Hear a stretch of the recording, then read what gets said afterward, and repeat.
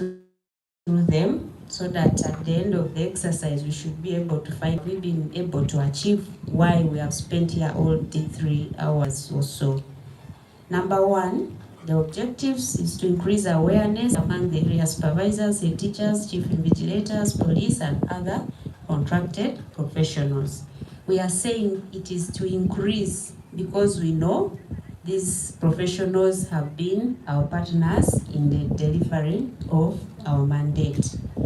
We want to amplify the roles of the various stakeholders. We may have forgotten some because it's last year when we conducted the national exams. So we want to amplify the roles.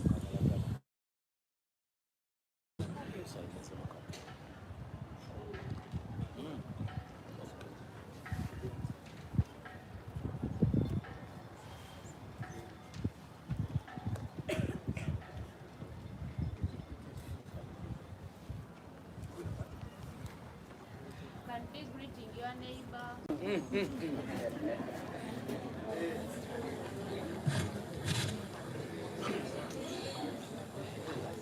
We are back. Thank you, God. We have to explain the strategies and rules and regulations that have been put in place to curb examination malpractice before, during, and after field conduct of examinations. We want to inform our contracted professionals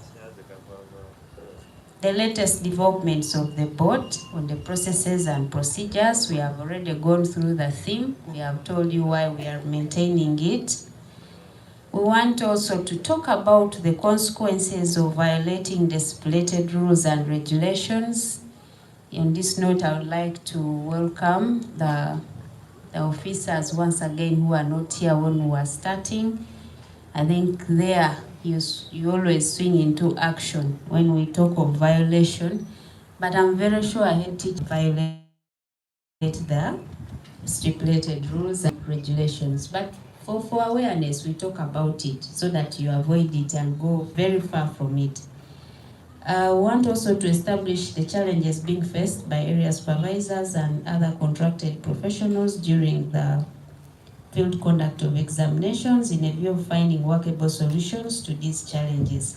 So those are the objectives which are going to guide our discussions of today. Now, as the board, our core mandate is to conduct quality assessment and examinations, which is supposed to, our desire is that the assessments that we conduct should yield valid and reliable results. I'll explain this to valid. What do we mean by valid results? Whenever we conduct assessment, of course we use assessment instruments, which are those exams which have the items. They should be able to measure what they are supposed to measure. If you want to measure,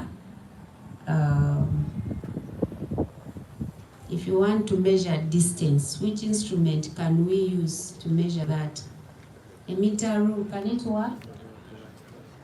Distance from here to there. Tape measure.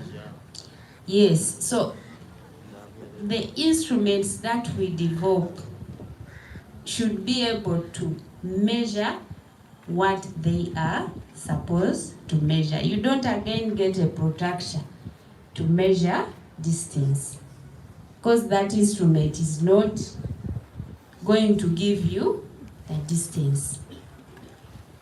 That is validity. Now, the board puts in a lot of energy, funds, brains to make sure that they develop valid instruments by looking at the curriculum and ensuring that the items in the papers are a true reflection of what the curriculum is and they meet the education goals of the country. Now, when we come to reliability, we are actually saying if this assessment is conducted, Can it give more than once? Can it give the same results? That consistency. If you are assessing me, my ability to speak, Haj here gives me a score. Will somebody else be able to get the same score about me on my ability using that same instrument? If the difference is very high and significant, then that means those results are not reliable, because they should be, you are assessing the same person, so you should be able to get almost, if not exactly the same results. We have a challenge that reliability is we usually as the board try to ensure validity, but when it comes to field conduct, that's where now we lose the component of reliability. The learners are either aided, sorry, they are not learners now, they are candidates, they are aided, they are supported, and the results that come out are not a true reflection of what they are supposed to be. So this is one of the reasons why we conduct these briefings, to ensure that we conduct ourselves in a standardized way so that we can be able to get valid and reliable results of our assessments. As I've already guided, that in our operations, we follow certain standards, and key to them is our core values. We usually summarize them in an acronym that it is called ACTIP. That is accountability. In whatever you do, be accountable. In whatever you do, confidentiality is key. In whatever you do, teamwork counts. Imagine if Mr. Dong was at the board and he didn't have you, our esteemed area supervisors, head teachers, and so on. What would happen to the state of examinations in the country? It would not work. So that is where teamwork is very key. I want to talk a little more briefly about innovation. In examinations, we also require people to be innovative, but with caution, with a lot of caution. For example, if you are an area supervisor, you are a security officer at the storage station and a scout, and you know you are not supposed to open when the three of you are not there. Not so? And then you say, you know, it's getting late, let me open. You are innovative, you are thinking ahead, you're trying to solve a problem, but have you consulted your colleagues? You innovate, but within limits. Consult as you innovate. Don't just innovate and just conduct yourself in any way, because it can lead to challenges, and that will affect reliability of the assessment. Then lastly, let's conduct ourselves. We are professionals in all our fields. Our colleagues here and all of us are teachers. We have some ethics that we follow. So let's adhere to those ethics and our professional values that we are supposed to follow. Malpractice has been a big animal in the country, but not only in the country. I think any assessment body in the world is grappling with examination malpractice.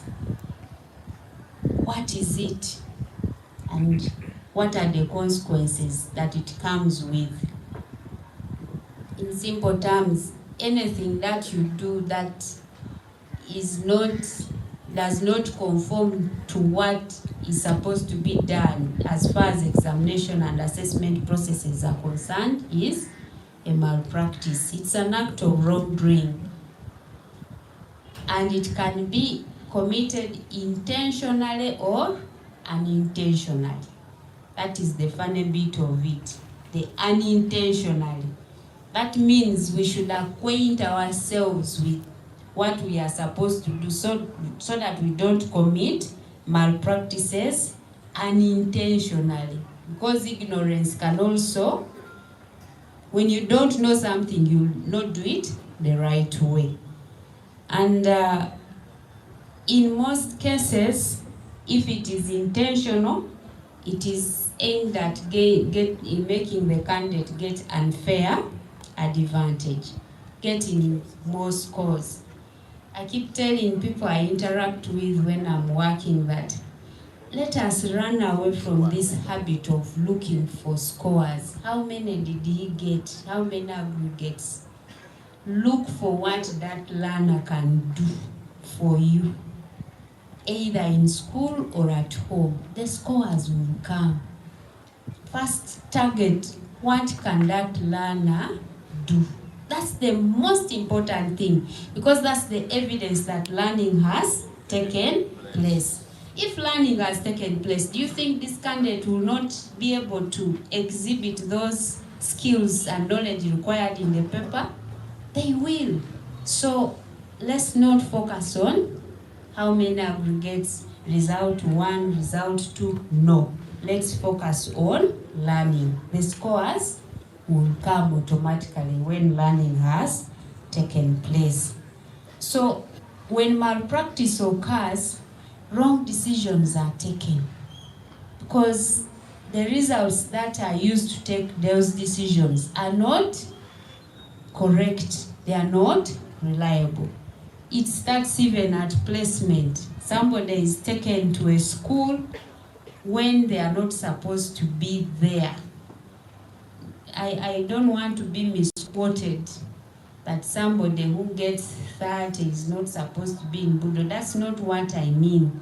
What I mean is that if somebody does not get a true reflection of what they are, instead of getting maybe in P7, maybe aggregate 30 and they get 4, they will be put in a school where the learners are not of the same ability. So this child, you're going to make the child suffer. You see now the decision of wrong placement has already happened. This child is competing with somebody, with the majority of the learners who have aggregate 4. They are fast learners. He's what? A slow learner, time taker. I think that is the appropriate word to use. And then you can't support this child to be able to grow and develop because of a wrong decision. So those are some of the consequences of examination malpractice. Taking wrong decisions because we are not giving a true reflection of what the learner is able to do. Some of the decisions have short-term or long-term consequences, like the one I told you about. You give this child wrong scores, and when you are 60 or 70, you have a health challenge. You find a person at theater in your table and is your consultant, and then you say, you see that double pain? So let us avoid examination malpractice. So we are going to go into the duties of the various stakeholders, especially the area supervisors, the heads of center, and the chief invigilators. Do we have our manuals with us? Not yet. Those who have, could we stand a bit and we sing? We have sat for over an hour, I think. Let's stand up.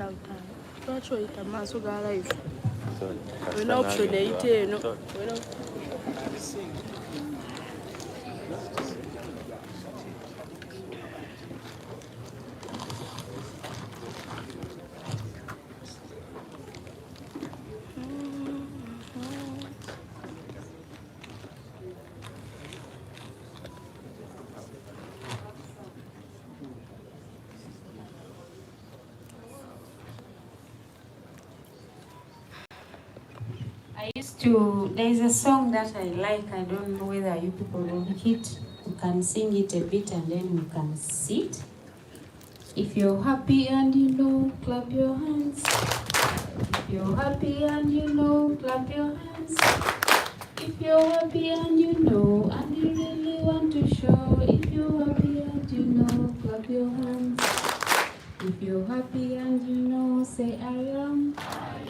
If you're happy and you know, say I am. If you're happy and you know, and you really want to show. If you're happy and you know, say I am. I am that area supervisor, I am that head teacher, I am that police officer, I am that head of center, I am that chief invigilator who has been selected by God to do what? To deliver the examinations of 2025. Thank you very much. You can see.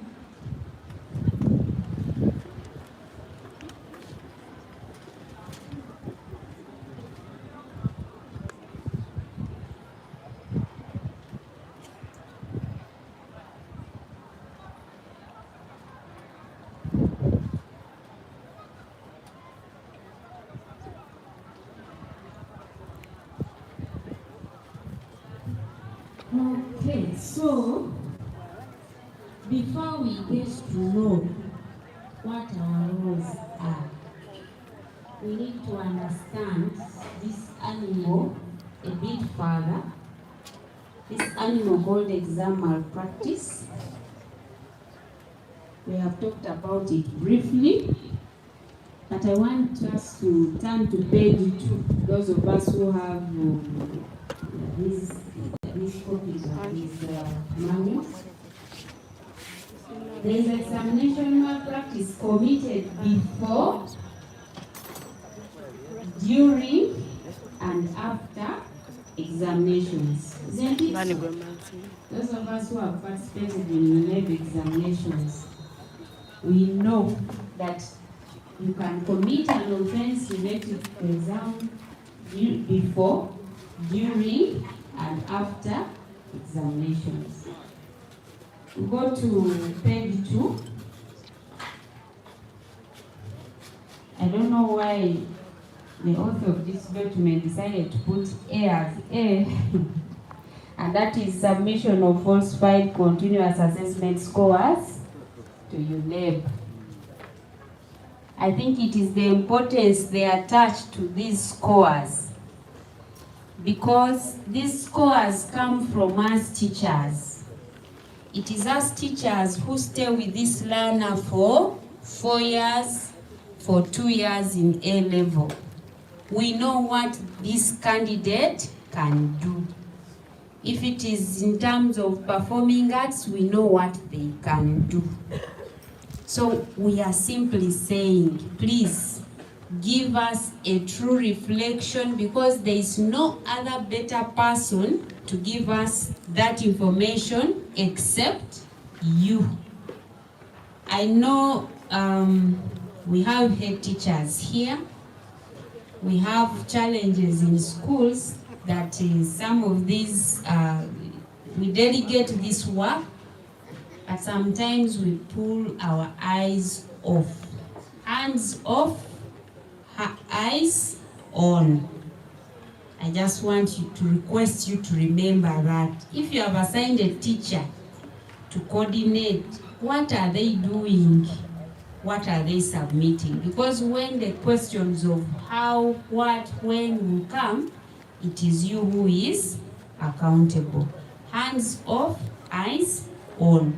Are the scores that have been submitted authentic? Do they give a true reflection? So if they are not, that is already examination malpractice, and it is affecting reliability, which has short and long-term consequences. We register candidates usually before exams. This process starts March or April of every academic year. Are we sure that this information that we gave is correct? Is it not false? Is the age correct? Are the subjects correct? Is all the biodata correct? And remember, it is either intentional or unintentional. Examination leakage. There are those, some of us are going to, the area supervisors are going to receive examination question papers before the exact time of the papers. Are you going to keep these storage stations and make sure those envelopes are not open before the time? Are you going to issue the examination paper according to the examination timetable? For example, there was a case which ED keeps referring to. Somebody, I think in Masaka, issued question papers for science instead of math. And the reason was, but last year it was like that. You imagine that reason. It was like that last year. That means the person did not read the examination timetable. Have we read the timetable? And do we commit to read the timetable so that every day as area supervisors, as chief invigilators, because if the area supervisor gives you a wrong paper at your level of a chief, actually the head of center should not sit and return it. If the head of center doesn't, you the chief who gets the question paper envelope should be able to read and say, this is a wrong paper, return it, and it will go back. So if that chain is broken, then you are perpetuating leakage of exams. It will be open and then to saturate before the required, the stipulated time. I don't want to dwell so much on the penalties, but we are all aware that there is a Uneb Act of 2021, and it has already started biting, but I don't wish that any one of us is beaten by that law, because it has strict sanctions about examination malpractice. Then we have prior knowledge. Examination malpractice in form of prior knowledge. Sometimes we get, most times we get advanced instructions for us, the science teachers who are here as chief invigilators and invigilators, but they come to the head teacher. The head teacher is supposed to call you, and you're supposed to read those things in his or her office. When you get that advanced information, don't you call Grace or Jacqueline, there is a butterfly, there is this. Prior knowledge. You have prior knowledge and you choose to do what?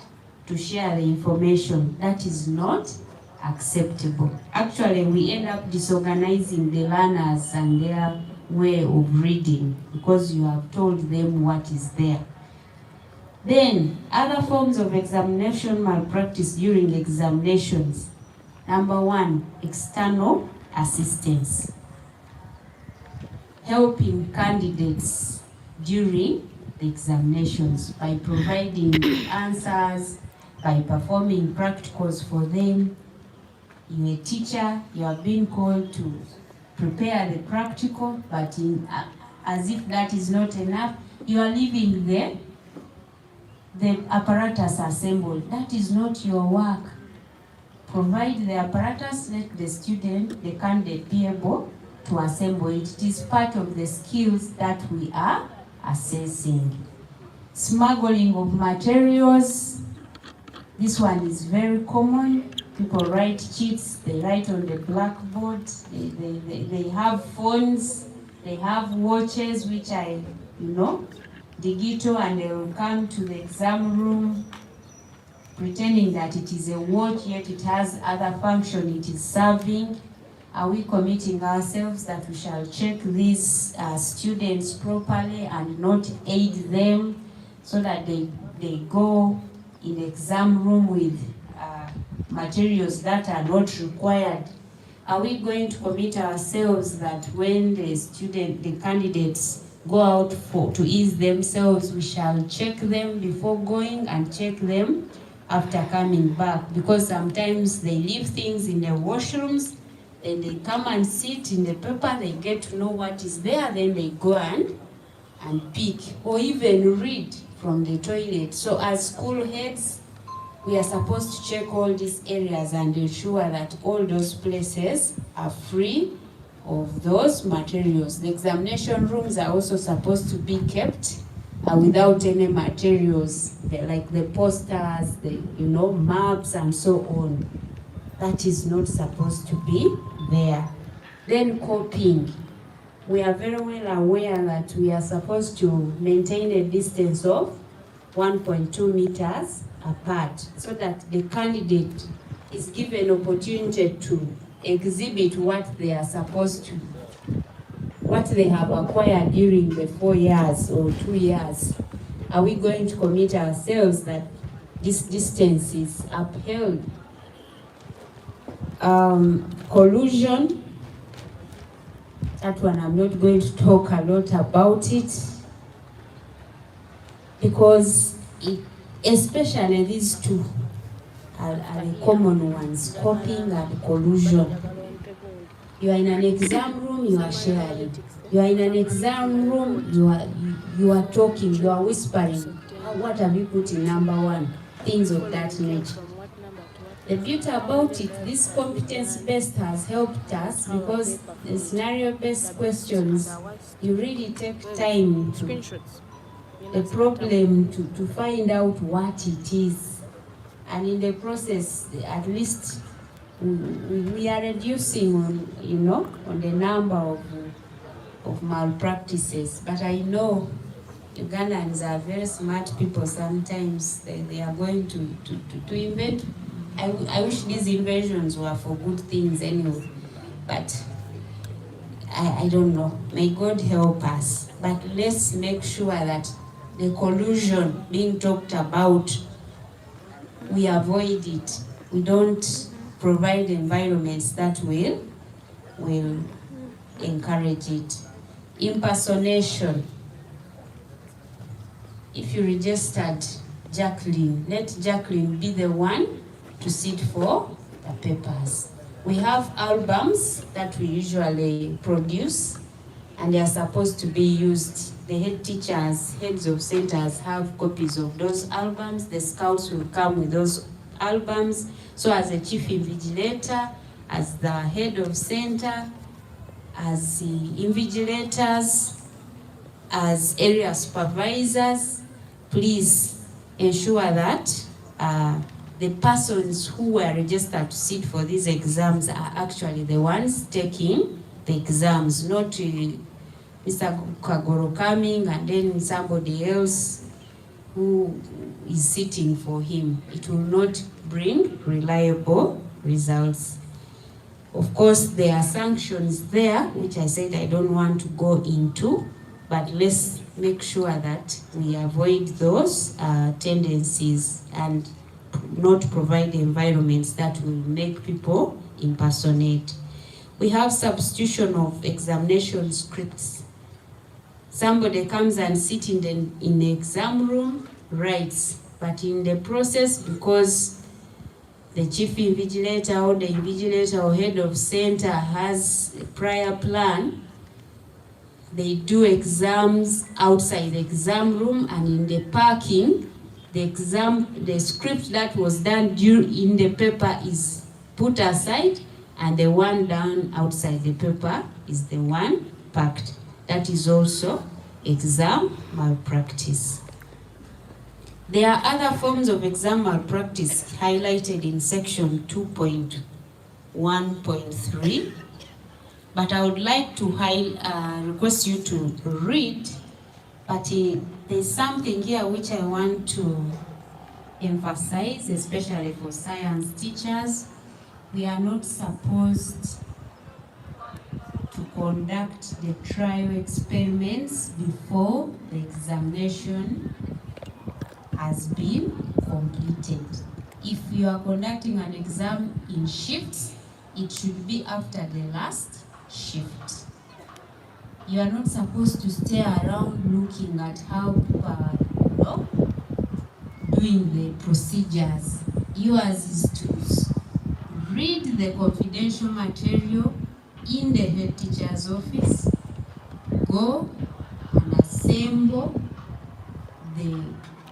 look for the requirements of the practical exam, put the requirements in the lab, make sure they are adequate, they are working but not assembled.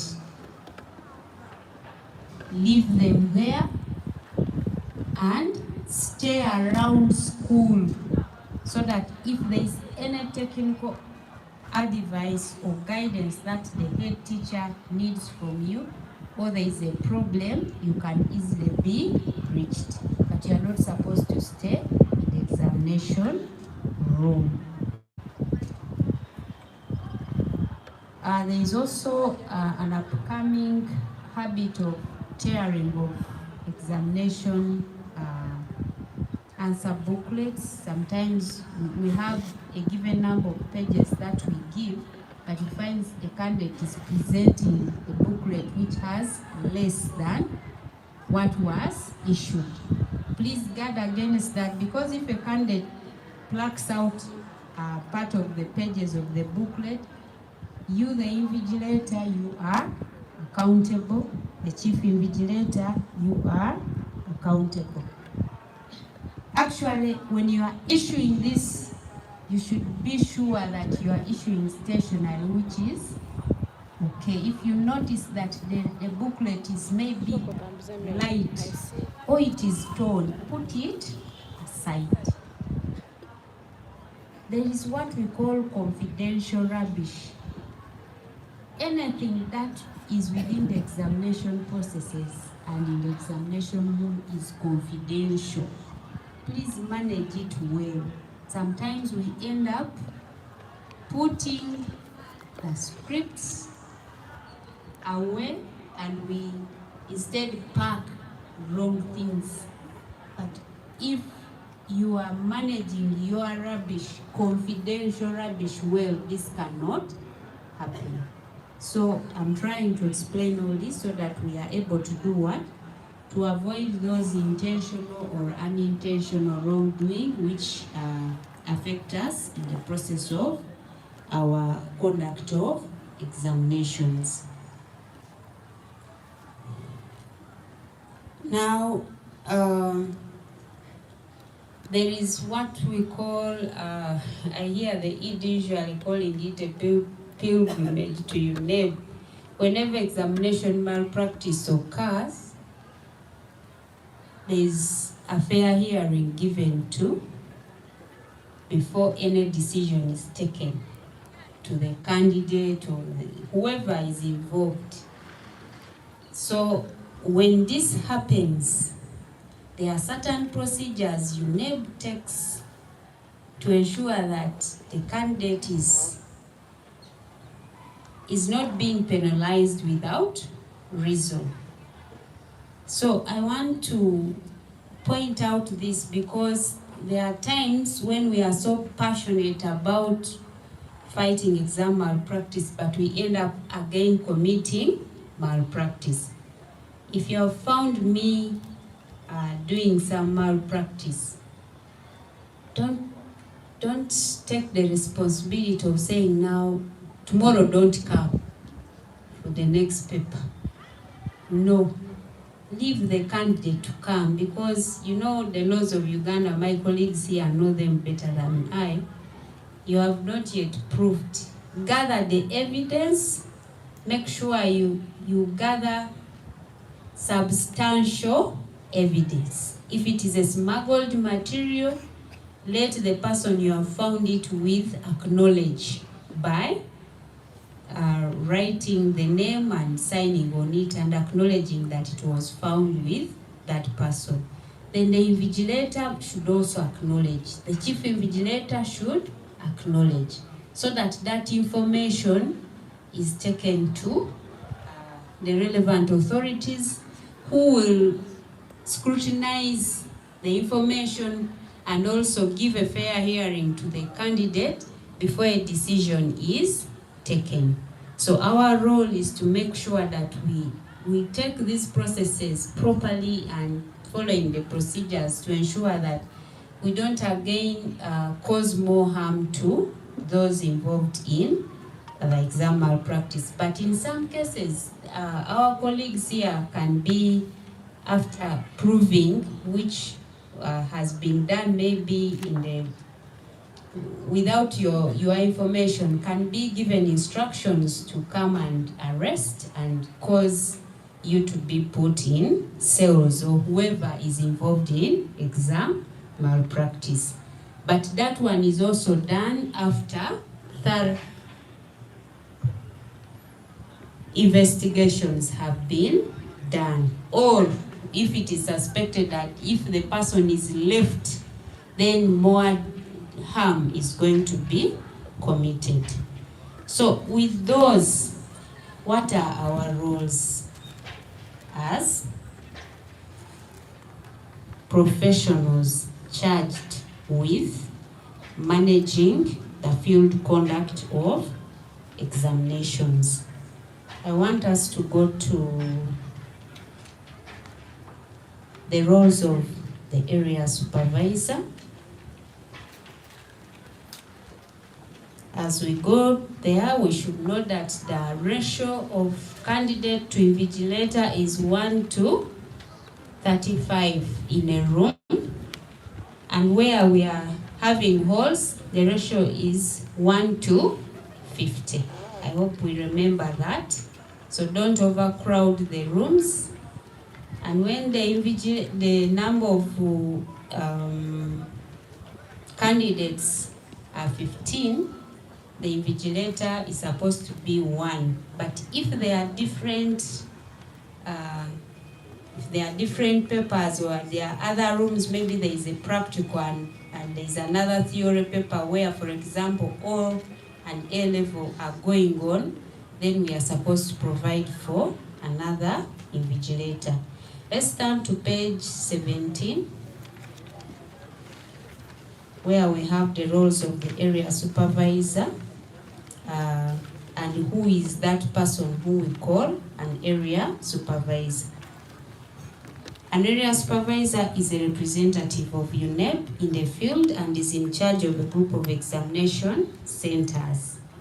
I don't know how many centers are on 208 and 444, but I know there are sitting centers attached to that. That's why we call it a station. And if you are an area supervisor, just know that you are putting on the coat of Mr. Dong in that capacity and at that station. So your role is to ensure that whatever happens in that station goes on smoothly from day 1 up to the last day, including transporting the scripts back to the board. You must ensure that you have handed over and you have witnessed that they have been safely taken back to the board. An area supervisor is usually appointed and is a person of integrity who demonstrates a high level of commitment, and this role is given to the person on an annual basis. You are not an area supervisor for a long period. The board reserves the right, depending on how you perform your duties, to transfer the role of the area supervisor to another person. Duties of the area supervisor. I'm glad that my brother here is already doing his role very well, because gathering such a big number of responsible people here is not something I want to take for granted. We can clap for him if we came with our hands. Yes. So We are supposed to verify and notify UNEB of any centers that may not have registered candidates within the stipulated deadline of 31st of July. Because you can't sit for exams if you are not registered. In other words, the area supervisor is the contact person between the sitting centers and UNEB. We, as area supervisors, we are supposed to visit examination centers and see whether they are suitable to host examinations and establish the number of invigilators needed. We have provided sheets of, according to the statistics of registration per center. So the work of the area supervisor is to make sure that they coordinate this and ensure that the number of candidates for a given day have been provided with the number of invigilators required for that exam, following the ratios that are stipulated by the board. Of course, the deployment of invigilators, the chief and invigilators and the scouts he has to liaise with the heads of centers. And please note, a chief invigilator is, invigilators are supposed to rotate. It's not like those days where you'd sit in one school for the entire examination period. Those are some of the strategies the board has put in place to ensure that we reduce on the examination malpractice. The area supervisor is supposed to handle queries. For example, this center, we have delayed to get the papers. This center, the number of question papers packed are not enough. How do we do it? Don't do anything as a head of center without consulting the area supervisor. As the board, we usually ensure that our work is not done by one person to avoid that temptation of doing what is not correct.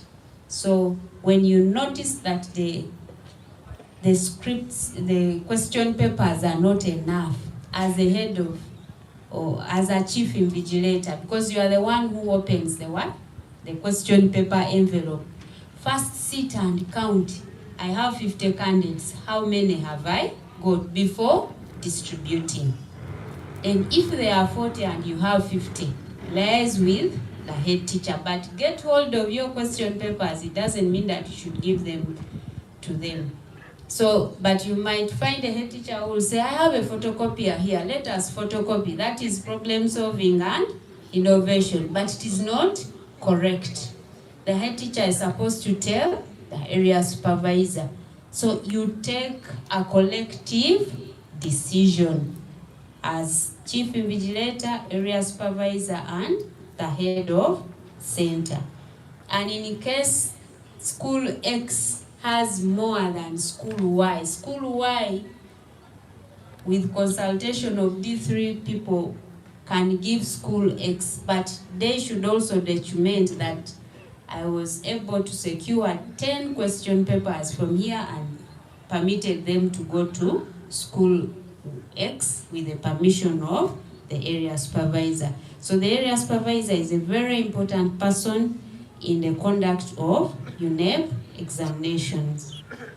Now, Mr. Kagoro talked about the teachers and other professionals who are seconded for the responsibility of chief and invigilators. I heard him say that he hopes that the head teachers have not given him the teachers whom they don't miss. Do you remember that statement? So and so does not teach. We can go. If you don't miss that teacher, why are you sending that teacher to the board? To be the one in charge of the exams, really. So, what we are trying to say, give us the people you miss, because we also want the cream, so that the results that will come out will be authentic results. We have had, with due respect, because we have been emphasizing this in other briefings, we have had, and I'm saying it again, with due respect, where we have used retired but tired. You know, sometimes talking the truth is very hard. Retired but tired, with due respect. Somebody comes and is sleeping or has a medical condition. We sympathize with them, but the question is, will they be able to do that work? They will be sleeping, they will be tired, and we are requesting that whenever you are selecting the chief invigilators and invigilators, there are people who should be able to do the work according to its demands. So this vetting process should be done thoroughly well.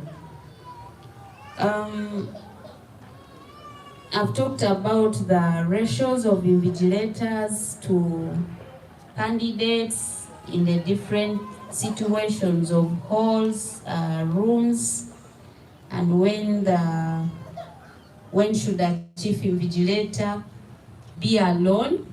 Colleagues, we are, as the board, we are a government institution which also depends on the funds from central government.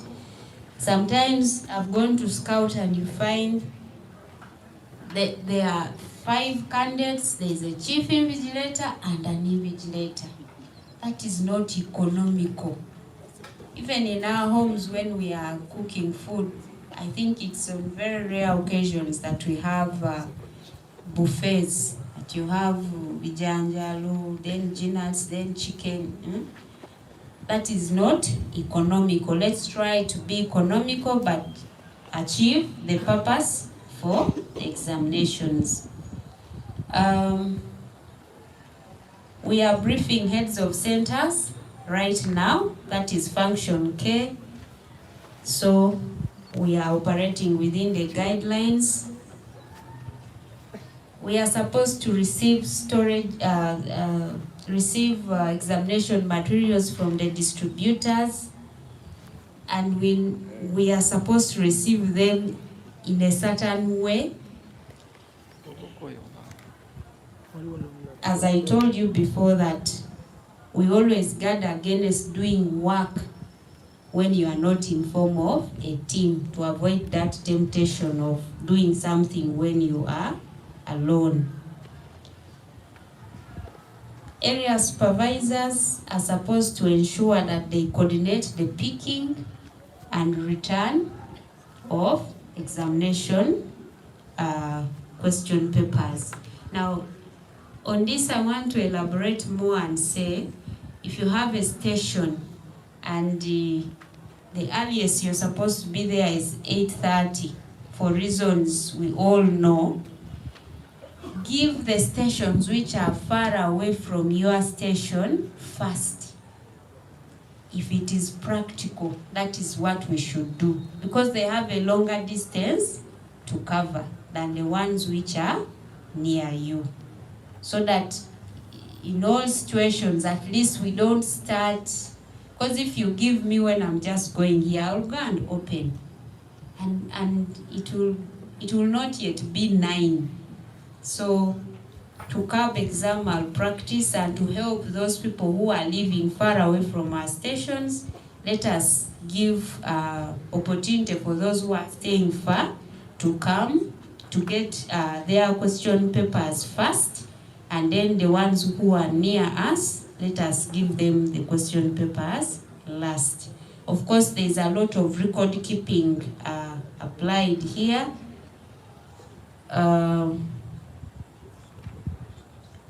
I'll go to Q, issuing of unknowns to center heads in the morning, specifically for the chemistry practical examination.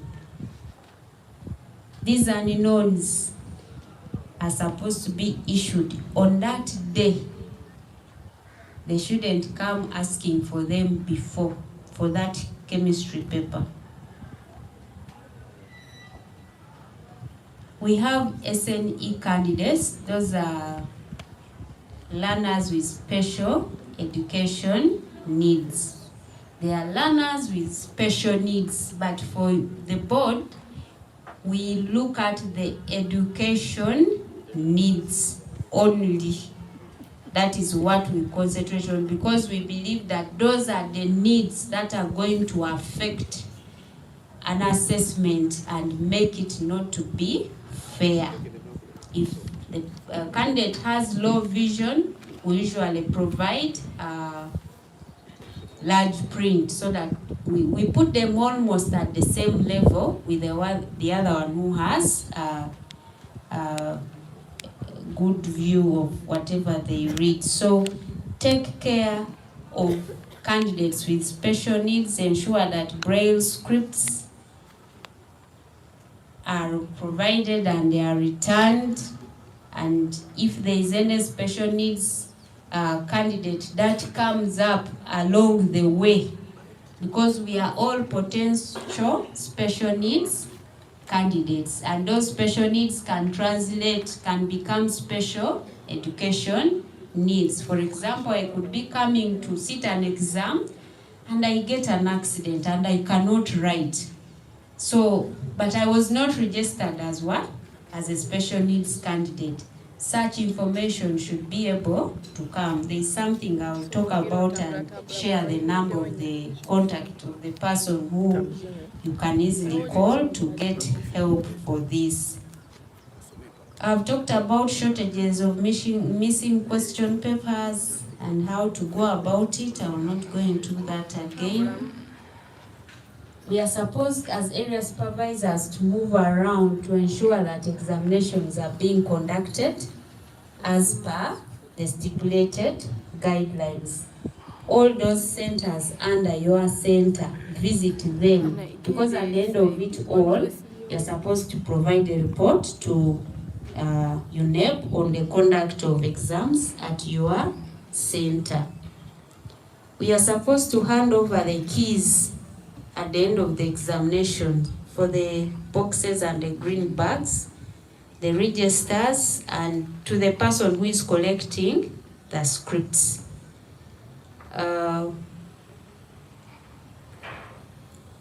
Then there is this animal called Y. I don't know who invented money. Money is always, I hear there are 3 things which bring confusion in the world, and I think money is one of them. Why? On page 20, we have had situations where some invigilators are not being paid. And it is our role as area supervisors to pay invigilators and chief invigilators. Usually the board releases funds in 2 installments, and you're supposed to account for this money by 31st of March. Now, what is happening, the reports we are getting at the board is that the first installment is handled well. I think the motivation is that the second one is going to come. When the second one comes, then people just keep quiet. Up to now, there are people who have not yet submitted accountabilities. And remember, we are also a government institution. We get audit queries. But the other painful thing is that somebody has worked. Why can't we pay the person if they have worked and they have worked diligently? Please, I'm requesting you that let us pay these funds to those people who have done the work of the board and submit those accountabilities. I was privileged to be left in office of my boss about 3 weeks ago. 3 weeks, that means early September and late August. And I got fines for accountabilities for 2024 exams. So it is real. Let's reduce this. I'm not saying it is Kitebi, it is station 444 208. No. but we can sing this song to the others so that we convert them to be like 208 and 444 and non-sign. And if we have the thought of not doing it the way we have been doing it, please, I encourage you, please don't. It is something that is biting us heavily at the board. We are supposed to write a comprehensive report as area supervisors on the conduct of examinations to help us. Their exam malpractices, this and this station doesn't have enough facilities for this, and so on. That helps us to evaluate ourselves and to improve.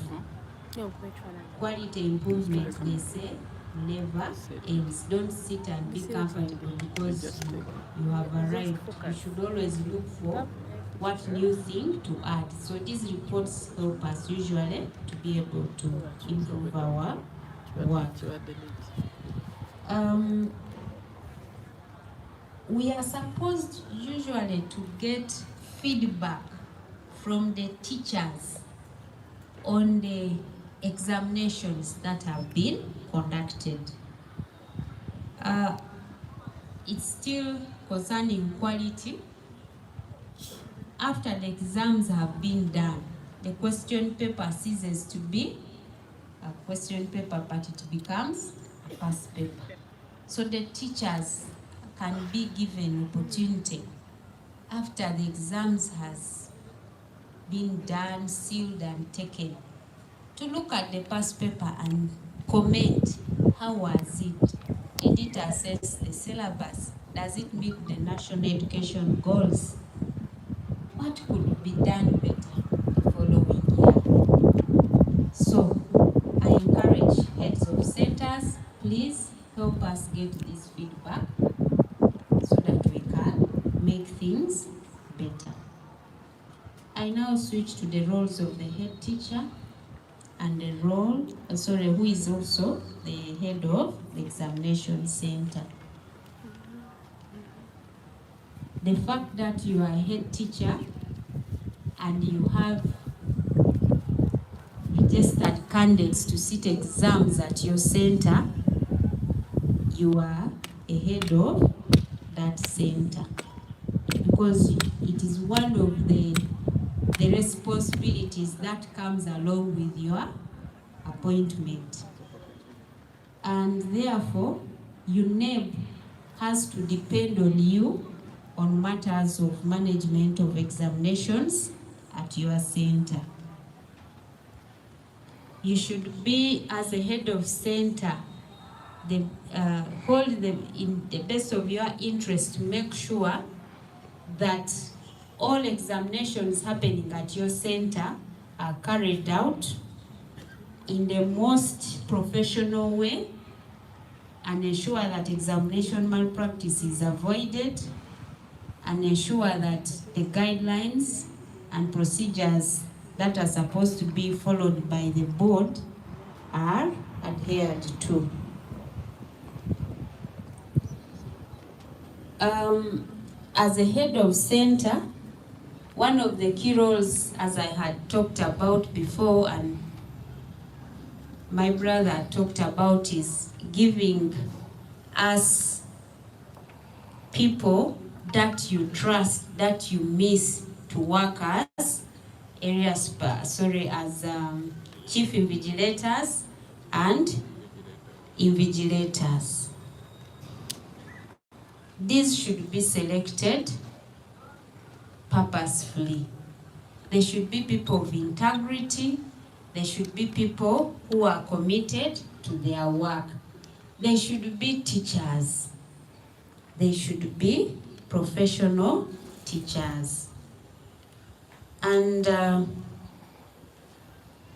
they should have those soft skills that we are looking out for if we are to achieve an examination process which is very smooth. We depend on you. What you give us is what we we shall use. So if you give us good people, we shall all win. If you give us people you don't miss, we shall all fail. Just know it that whenever the exam malpractice, much as it is the executive director who is questioned, just know that below him, you as a head of center, you are also accountable, just that they cannot call this head teacher, this one in the press. Mr. Dong will stand in for you, but in your heart, know that you are accountable. So we request that you give us those people that will do work in the way it is supposed to be done and are committed to the work. We take note of this note on page 20, that with effect from 2025, UCE private halls shall cease to exist. Why? Because of the competence-based assessment and the requirement for CA continuous assessment. In the halls of assessment, these learners, halls as centers, the learners previously were coming to just use it as a place where they sit exams. There is no teaching and learning that takes place. And it is the very reason, as we are saying, that the reason and the purpose for halls has expired. Because if there is no teaching and learning, then you can't gather the assessment scores for submission to Uneb. So you can't have candidates. The same applies to 2026. We shall not have halls for UACE for the same reason. Part C talks about the qualities of that person who is a head of center for UCE and UACE mainly. We are saying it should be a graduate trained teacher who is appointed by Education Service Commission or by a legally constituted appointing authority of the school, which is the Board of Governors. We need at least 5 years of experience to be able to be a head of center. And you must be a full-time person at that center, because exams, once they start, it is every day. You must be around to manage and see the smooth flow of the management of examinations. I'm sure those schools are not here, area supervisors, but there are some schools where you go, the head here, he's a head teacher. Then the other school is a chemistry teacher. Then the other school, such a head teacher will not be able to oversee the examination process at their school. And such a school is prone to examination malpractice. What is our work as heads of centers? Number one, which we should have done by now, is registration of candidates. I hope all of us who are here have registered candidates for 2025 examinations. Examinations, by the way, for those of us who have vocational subjects, are beginning on Monday, 29th. Physical education, performing arts, food and nutrition. There are centers with those subjects. So if we have not yet registered candidates, then that means we shall have challenges on Monday, because the practical exams are beginning on Monday. We are putting for you the requirements for registration at UCE.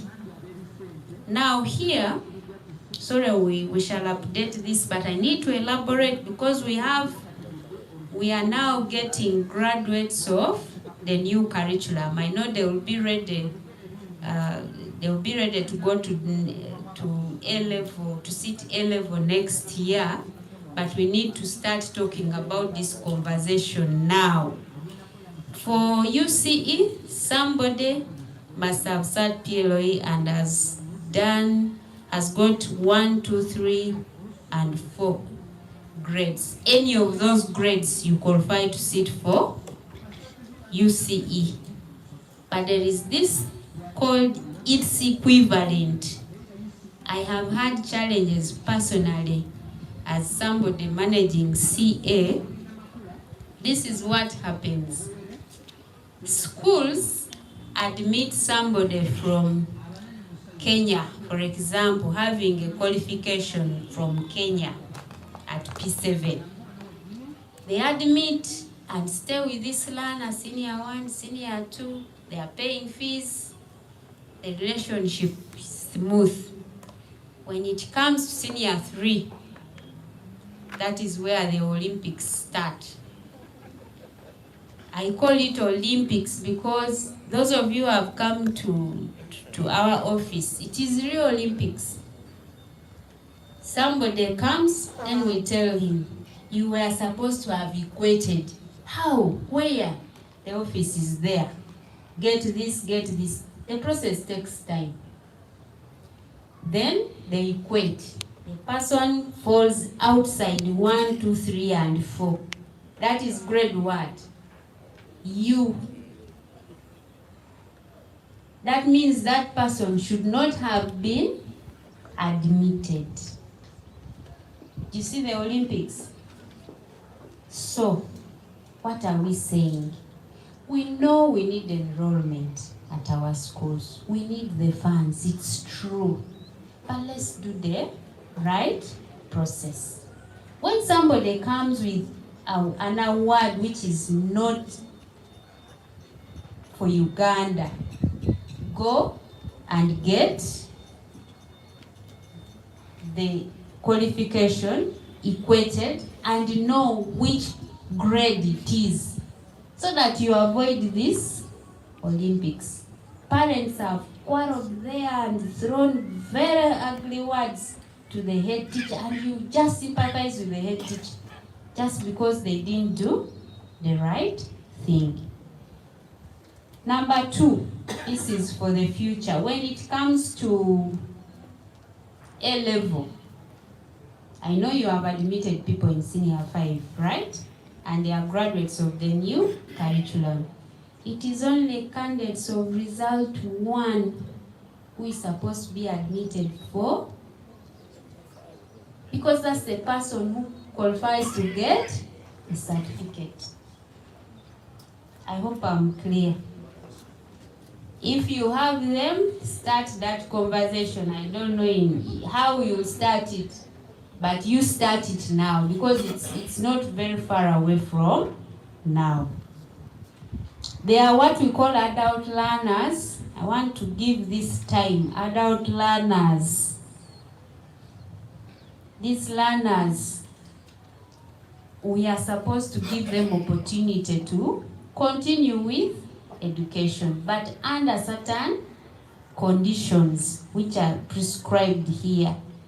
They are supposed to get what we call equated codes. They apply and they are given equated codes. But we have also realized that some people are transferring this. Grace comes and applies for an equated code, an adult code, and then gives it to another person.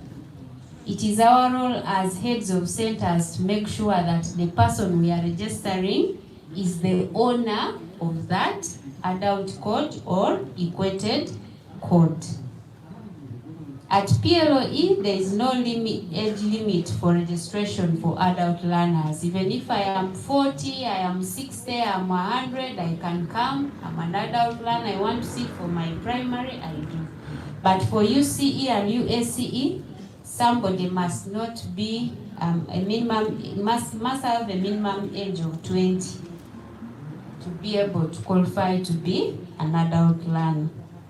Ensure that you register candidates correctly, and those who have special needs. Just last week, I had an encounter of a child from Kasese who had special needs, was blind, but they had registered wrong information about her. And exams are just barely 2 weeks to start. So when we don't give the correct information at registration time, it distorts our plans, because we have to plan for the person to support that student and deployment and all those processes. The statistics are affected greatly because there are these special needs which are going to emerge during exam. So those that we know, let us declare them right away. Of course, C is emphasizing the access arrangement form for SME candidates. Please make sure that you deliver them in time whenever you are conducting a registration process. We are supposed to display the registers for candidates we have registered in our schools at least for 60 days before commencement of exams. And the purpose of this is for candidates to ensure that the information that you captured is correct. Actually, if I were a head of center, I would start this in senior 3 for UCE. Because once you register and submit scores at UCE, sorry, at senior 3, CA, you are not supposed to change most of that information. Because the subjects you have chosen are those ones. We are not going to change the names and so on. So let's try to get these young people check and verify so that they don't come and say, me, I do literature for you, registered this. No, it will be very difficult. For now, we can be seen as to be able to tolerate, but with time, because it's a learning curve, we are giving you time and room to adjust to the new demands of the curriculum, but let's get on board. We are supposed to brief candidates as heads of centers, and the briefing dates have been clearly specified in the timetable. It is 10th of October for UCE and 11th of November for UACE. Let's meet these people, these young people who are going to be in our footsteps tomorrow, and tell them the do's and don'ts of the examinations that they are going to take. We are supposed to make preliminary preparations, make sure the school environment is okay, that lockable facility where exams are supposed to be put is okay, the halls are clean, there are no displays in the halls. We need to provide the candidates with meals and so on. However, we have a challenge as the board. Sometimes examinations are used as a battlefield for school fees. That I'm requesting, and the voice of the board is that please sort those issues before the examinations. And it is not easy, somebody is whispering, but have that heart of a parent. At least you withhold the certificate, but you allow. You never know, this is somebody who will touch you in the next 15 years. That will come. I'm requesting, sort those issues. The position of the board is sort school fees issues outside the examination hall. For us, as long as you have registered, he's a candidate, she is a candidate. You can keep engaging in between the two papers, morning and afternoon, you call the parent, but once the candidate is in the exam room, you have no right to pick it. Come and you didn't pay, you come out. No. After all, as a head of center, the chief invigilator, this is your role. Don't allow the head teacher to come and pick the examination, the candidate from the room with the reason of school fees. It should be sorted outside the examination room.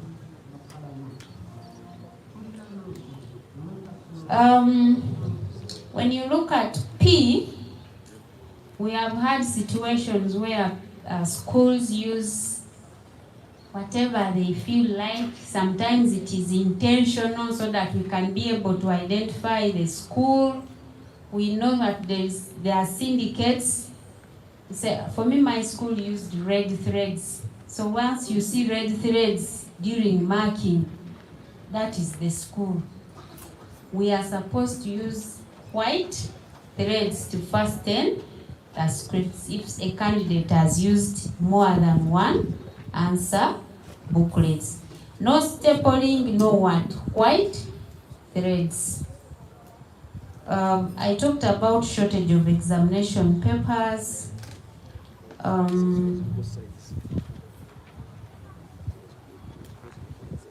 Provide furniture which is comfortable for the learner to do their exams. Provide a room which has adequate light. Sometimes you go and you find learners really struggling in a dark room, ventilation and so on. That is the work of the head of center.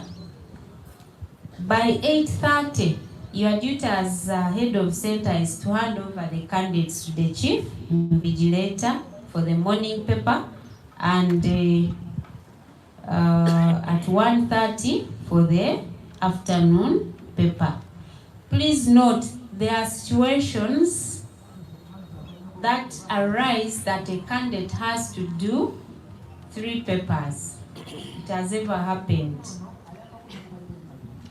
Always, number 1, study the timetable and identify whether you have such candidates. If that candidate is there, then if the exam is a practical exam and you have shifts, that candidate should be handled properly to be in the first shift, but at the same time, the invigilator should ensure that they don't mix with the other candidates so that they get time to go to the next paper. If you have candidates with special needs, education needs, then they should also be given priority whenever you are doing the shifts. And this cannot happen if the head of center does not provide adequate support to these processes.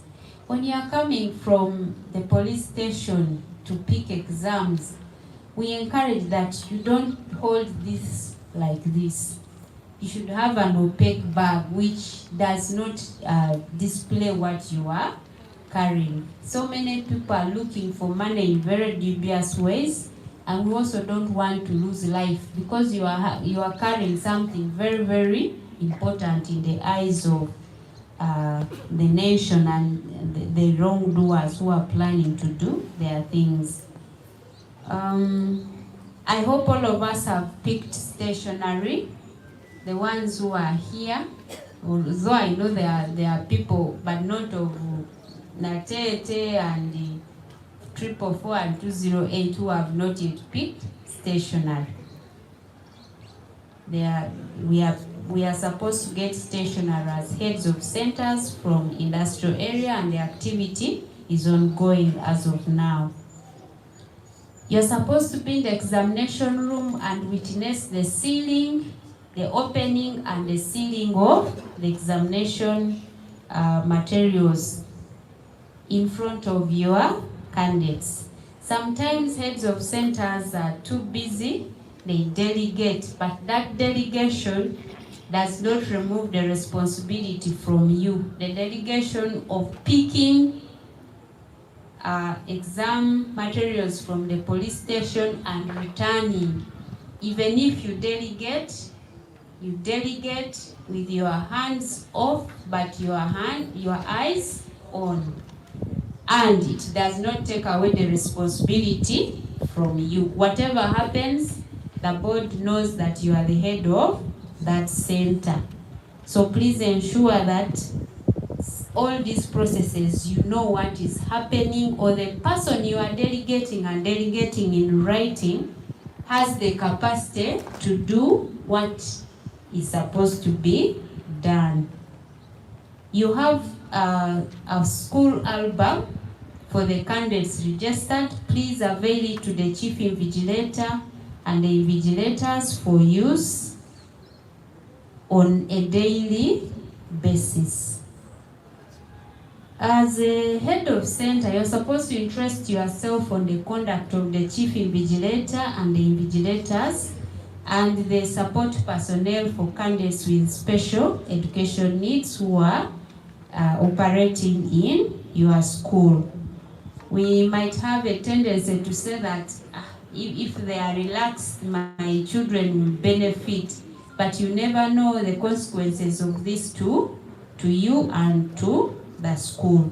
So if you notice that the chief invigilator is not doing the right things, or is reluctant, or comes late, or comes drunk, please notify the area supervisor so that this can be addressed.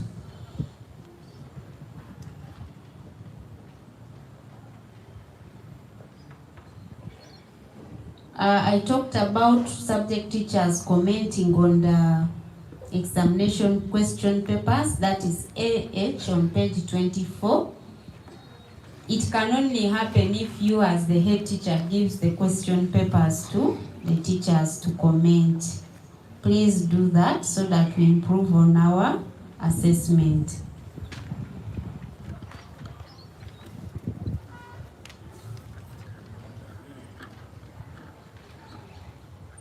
At the end of all this, maybe a quick one that I don't want to leave. When you look at AB, the head of center should ensure that envelopes containing scripts for SNE candidates are securely attached to the main envelope. Previously, we had challenges that along the way these scripts would get lost. If you have as a learner with special education needs, they have specific envelopes that are used to attach their work on the main envelope. Should you have something that you want to report to the board, it should also be sent to the board, but I want to caution that it should be an envelope without any writing on it, because we don't want your school to be identified with the envelope. It shouldn't be a headed envelope like this one here.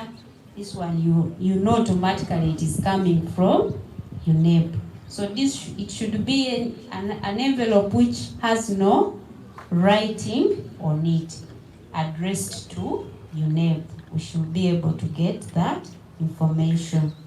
After all exams are conducted at your center, please make a report on the conduct of examinations at your center and submit it to the area supervisor, who is the overall coordinator of exams at your station.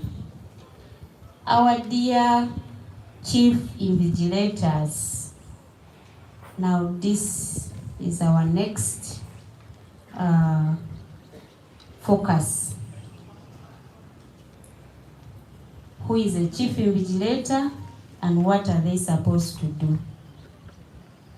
Whereas an area supervisor oversees the schools, the conduct and management of examinations at their school, at the various schools at his center, at his station, and the head teacher oversees the conduct of examinations for all the subjects where they are registered candidates at his school. The chief invigilator oversees the conduct of examinations at a specific center in collaboration with the chief invigilator. This person is a very responsible person who should be a teacher or somebody who is committed to do the work that the board demands from them. It could be a retired but not tired educationist,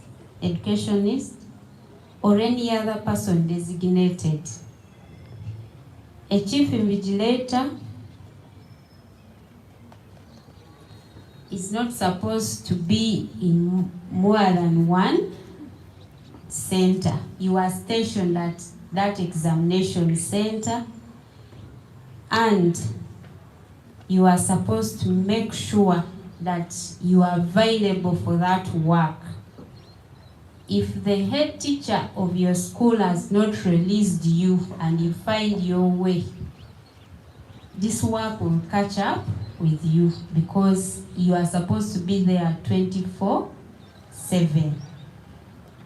What are the duties of a chief invigilator in brief? You should arrive at the examination center early enough to check on the preparedness of the center. Introduce yourself to the head teacher. Head teachers, these people have appointment letters. We can easily get impersonators as chief invigilators. So when they come as chief invigilators or invigilators, ask for their appointment letters, ask for their school ID, and ask for their national IDs. You should be able to identify them.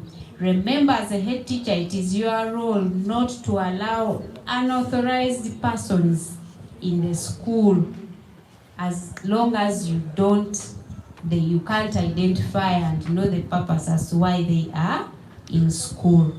So make sure these people identify themselves.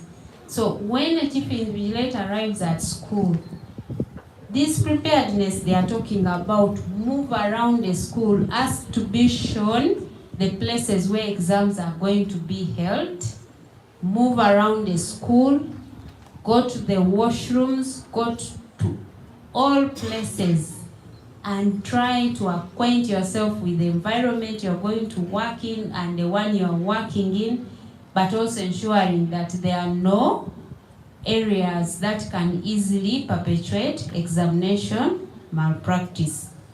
Because you're supposed to receive candidates by 8:30 a.m. and by 1:30 p.m. for the afternoon paper, you should be earlier in the school, should be earlier than this time.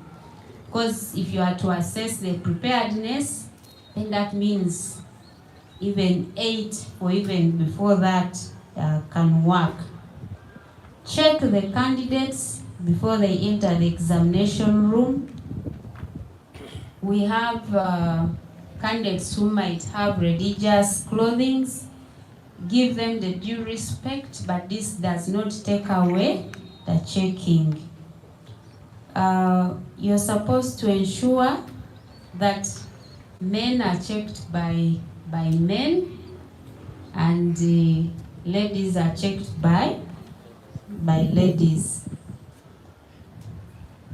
You're supposed to receive examination question papers and attendance registers and lock them in a lockable facility. Colleagues, when you receive these examination papers, please check.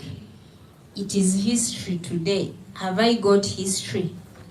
It is paper 3 or 2 that is supposed to be done for the practical papers. Is it the one?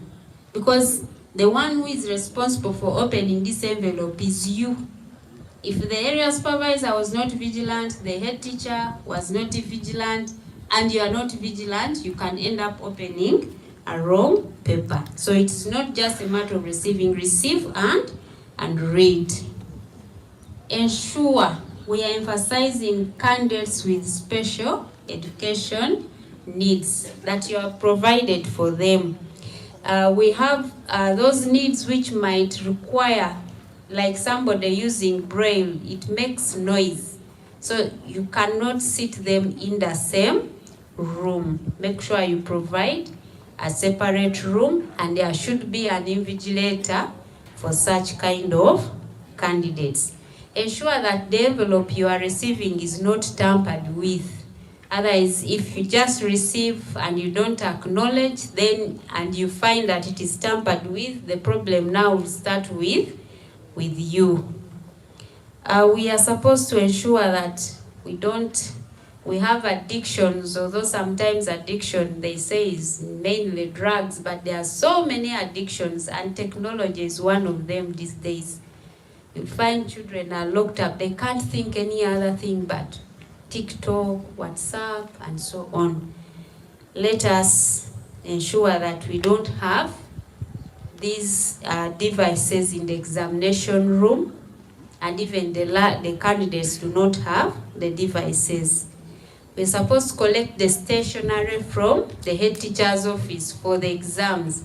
We have had situations where we have leftovers for 2024, 2023, and they are kept in the same store. So the head teacher comes, stationery, yes, this is it. Then you find it is 2024. That is, they will call you to explain. So let's make sure that we double check what my area supervisor has not done, I can cover up. What my head teacher has not done, me as a chief invigilator, I can carry up, because the answer scripts are labeled. Of course, ensuring that the question paper is intact. Make sure when you are opening it, the head teacher is around. Don't open when the head teacher is not around. So you should sign, and the students should sign that the question paper was not, envelope was not tampered with. We have random numbers and personal numbers, that is part P. Please make sure that these are written properly. We are on page 26 on the notes board or whiteboard. And when the exam is done, wrap it, because there are different random numbers every other day.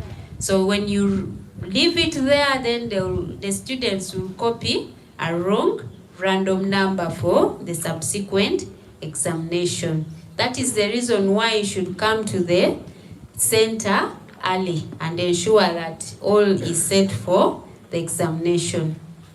Acquaint yourself with this manual and understand your roles. Supervise the invigilators very well and make sure they do their work.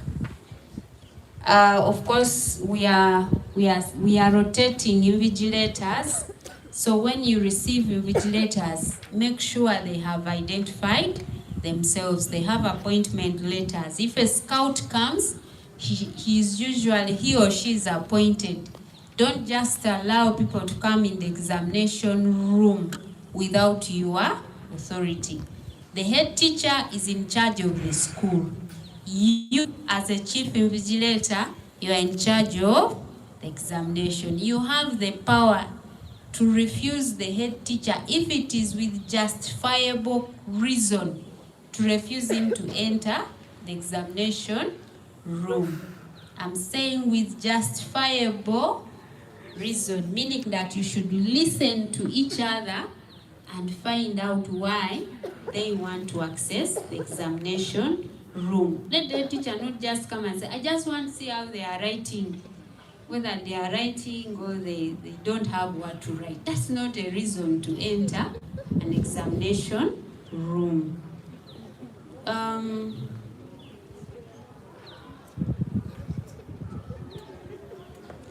Make sure there is what we call sitting plans. This is where we are failing it. A sitting plan, I wish I had the opportunity to say it in the natural, but many people will not understand what I'm saying. You know, English is limited. You're supposed to show the way we appear here. Not just saying there was an OC, there was area supervisor, station 4 and 4, so you just randomly place them as long as they are in the room. No. Say the head teacher draw to clearly show that the head teacher was seated on the right of Grace, and the area supervisor 208 was seated on the left. There is a reason as why we want that information, and most cases we lose examination malpractice cases because of that. And I think sometimes it is intentional to disorganize the sitting plan so that we can't know who colluded with who. We are saying these things because we know we are talking to people who are professional, and they will take it in with good faith. So supervise sitting plan drawing. Don't just say you draw, provide the papers to the invigilator, and you don't look back to see what have they drawn. I have personally witnessed this in many centers, that you go and ask for a sitting plan and it's a different thing altogether, and the chief invigilator is not in the know. Head teachers, please aid these chief invigilators with carbon papers to draw the sitting plan. And as you draw the sitting plan, make sure that that carbon is working, that it can produce visible copies below, because sometimes you get the second copy and you cannot be able to read it. Head chief invigilators are supposed to endorse on each sitting plan and write their telephone contact at the bottom, meaning that if things go wrong, we shall call you.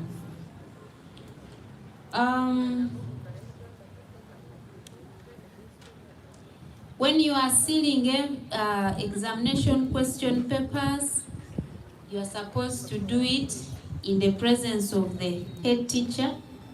When the exam is done and you have given enough time, including, let me talk about this before I go to that, the special needs candidates who require extra 45 minutes, that it is done. These 45 minutes, let me talk about them briefly, that sometimes we end up coercing the learners. No, for you have 45 minutes, you have not finished. The 45 minutes are meant to help this learner, maybe for the need he or she has, to not to be disadvantaged. But if they have finished, leave them to go. Don't coerce them to exhaust the 45 minutes, as long as they have consented that I have finished. Now, when you are sealing the question, the scripts now, ensure that the head teacher is around to witness and the learners are around to witness. There are situations we have had where learners, the invigilator says, 1, 2, 3, stay behind. The rest, you can go. Supposing these do not relay the same information to the bigger group, that is a conflict already. Seal when all the candidates are there, but you call representatives to witness when everybody is still inside the room.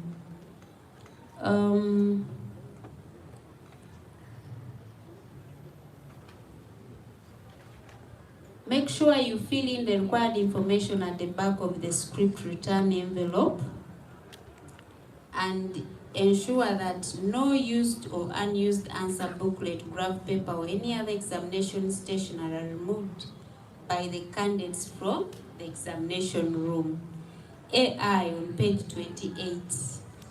It is here that we get challenges. Somebody asks, I need another script, I need another booklet, right? If you are an invigilator and the chief invigilator, first check, have they exhausted the one that they were given? First of all, we are supposed to give one at a time. Ensure that when you are handing over the next, this one is fully utilized. Candidates have a tendency to request for more when they have not utilized. They will stay with it and quietly move away with it from the examination room. And that can perpetuate exam malpractice by having some substitution of scripts. That's how it comes. Scripts which are answered outside the examination room, that's how they get their examination scripts. So avoid that and ensure all that is done. In all this, we are supposed as chief invigilators to write a report and submit it to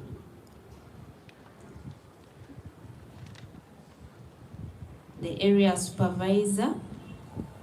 So, yes, you are supposed to write a report on the conduct of examinations at the center at which you have been deployed, and ensure that if there are any hardships or difficulties encountered along the way, they are clearly highlighted. Please note, as a chief invigilator, you are accountable for whatever happens at the station, the center where you have been deployed. The roles of the invigilator, most of them are what the chief invigilator does. Of course, there are some where the chief invigilator has their mandate. For example, it's not your role as an invigilator to go and pick examination question papers from the head teacher. That is the work of the chief invigilator. But when you are an invigilator, first of all, you must come to school. You must ensure that you are appointed, come to school, report to the head teacher, get to know who the chief invigilator is, identify yourself, and ensure that you acquaint yourself with the school environment and support the chief invigilator to perform their duties. And these are clearly stipulated in section 4.82 of the manual on page 29. Issues of checking, issues of ensuring that the random number is written on the blackboard or whiteboard, ensuring that special needs candidates are given due attention, ensuring that you enforce examination rules and the conduct of the examinations within the guidelines, ensuring that you distribute examination materials within the examination room, and all that. All this is aimed at you as an invigilator supporting the chief invigilator to work effectively and ensure the smooth conduct of the examination process. Please make sure that no script of the candidate is left behind during the examination process or during the sealing of examinations. And most times we have had situations where invigilators are again used as the people who perpetuate examination malpractice. As you are deploying chief invigilators and invigilators, area supervisors, you are called upon, they should declare their conflict of interest. Require them to declare their conflict of interest. I have a child here, my spouse teaches here, my spouse is studying here, I am a proprietor of this school. Those are the interests. They should, invigilators and chief invigilators should not work where they have interest. It is natural. You cannot see somebody not doing what you're supposed, what you know is right, and not support them. You will be tempting them to commit examination malpractice. So in your deployments, scrutinize all these things and ensure that they are adhered to. Now I want to go through the duties of the police personnel briefly. Forgive me, sometimes I talk a lot. I think the nature of my work requires me to talk. And that word continuous, you know what it means? Continues and never ends. But I'm going to end. Don't worry.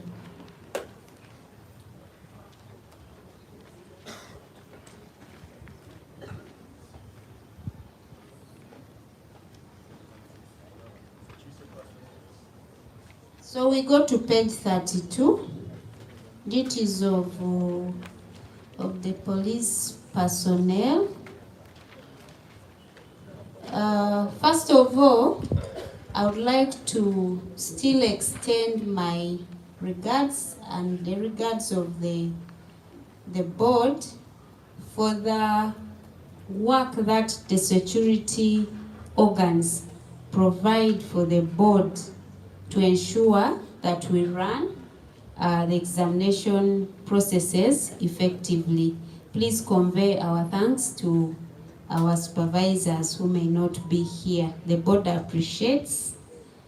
These people move at night and they carry information that everybody is yearning to see before the real time. So you see the risk they have. So, and it still goes back to the theme, security in assessment. That's why they come. We have to make sure that during assessment processes, we leave not stone unturned to make sure that they perform their duties and deliver so that we deliver malpractice-free examination. What are their roles? By their existence, the police force under Article 212 by the Constitution of the Republic of and not reached us. So I heard a small interview with him, said, but why haven't you handed in? Where are you now? No, wait a moment, let me come. He said, if you're in the school, get to the office, and said, no, I'm not there. Then I sensed. I asked him, are you in your other school? He said, yes, I'm in another school. I said, this guy is getting in trouble. You mean you are a part-time teacher? He said, yeah, I only go there a few days. I already know the school, and I'm going to write my report. He's among us here. That's one I've already got, and I'm going to get more of them. It is illegal to have head teachers. You cannot manage a school on part-time basis. It must be a full-time job. And more importantly, during examinations, if we get you, make sure that that report will get through. Examination booklets Madame Dora has been giving out. Just to guide, we give 3 per school, per center. 1 is supposed to go to the teacher. 1 or the other 2 go to the 2 chief invigilators who are coming from your school. I think I should be got clear there. The invigilators you have nominated in your school, it is you to give them those tools. You give them the the booklet. The one who will be coming should come with his or her booklet, because he will have received it from the mother school. So those are the three. We have already given for 208. Now you are ready with your questions and take over from there. Thank you, the area supervisor and our chief guest. Now, I'm impressed that our guests here have the highest level of listening skills. Now, I'm happy that now the session has come to an end. But we are going in for the last segment of reactions, if any.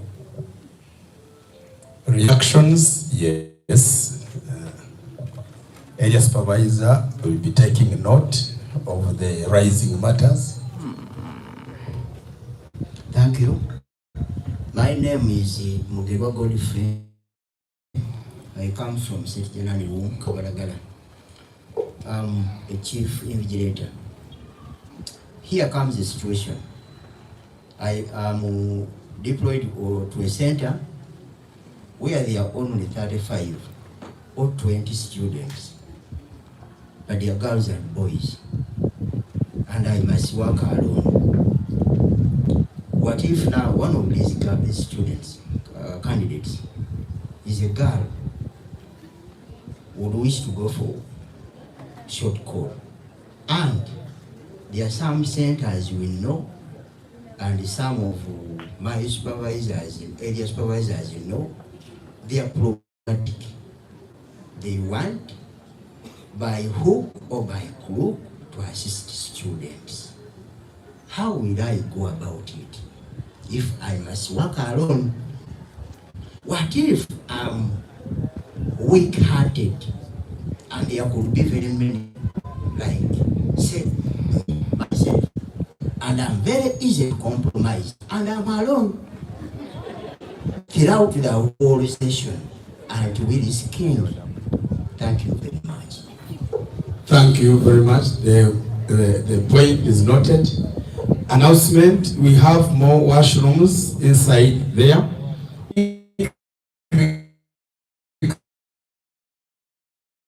Can close. I'm told we can. The office has one. Let us close it all.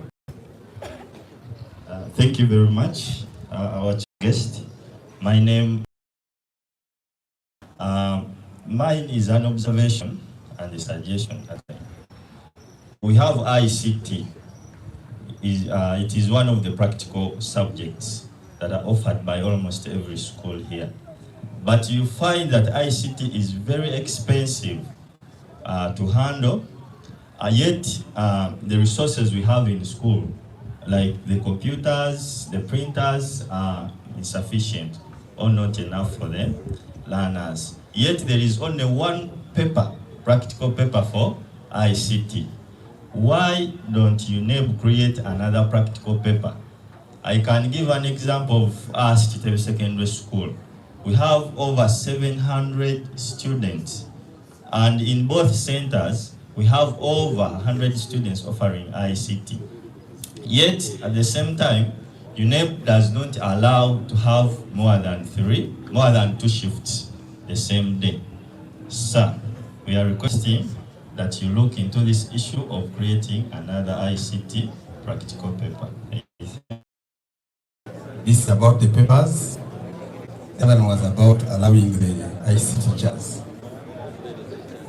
Let us go with those questions, and I'm requesting the officers to respond accordingly.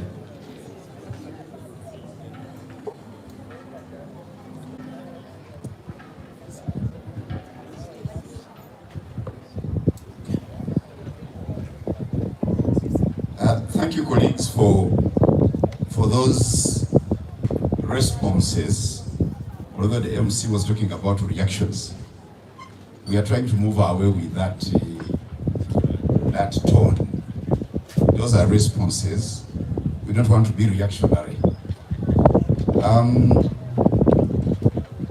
Mr. Mugerwa, the chief invigilator, created a situation which he cannot handle. If I were my son here, Sakato, I would not deploy him. Yeah, he doesn't have the ability. You know, when you identified to become a chief invigilator, we expect you to make these very simple decisions. You're not big. Lunch is ready. We are going to have it any time from now. Also, Muslims who want to pray, we have arranged up there. At the end of the session, shall request you to go and pray from up. Now, allow me as an MC to invite the host head teacher to usher in the guests who have just joined us and give you remarks. Thank you. Thank you very much, MC. Through our chief guest and our area supervisor, and through you, ladies and gentlemen, allow me first take this opportunity to extend my, on your behalf, sincere appreciation to our facilitators today for the work well done. Dear facilitators, from the look of things, you have done a very wonderful job, and we thank you so much. But I also want to thank you, the recipients. You have been very supportive and very cooperative. I want to thank you. You have been a very good audience, and we have been a very good audience, all of us together. This simply means that nobody doubted your pedagogy, and we really appreciate. And if time could allow, would even give you more time to exhaust everything here. But I think you have not left stone unturned. Everything is done. As the area supervisor mentioned, in our midst, we have some colleagues that you allow me give a brief of their being here, and thereafter I'll invite them to address you accordingly.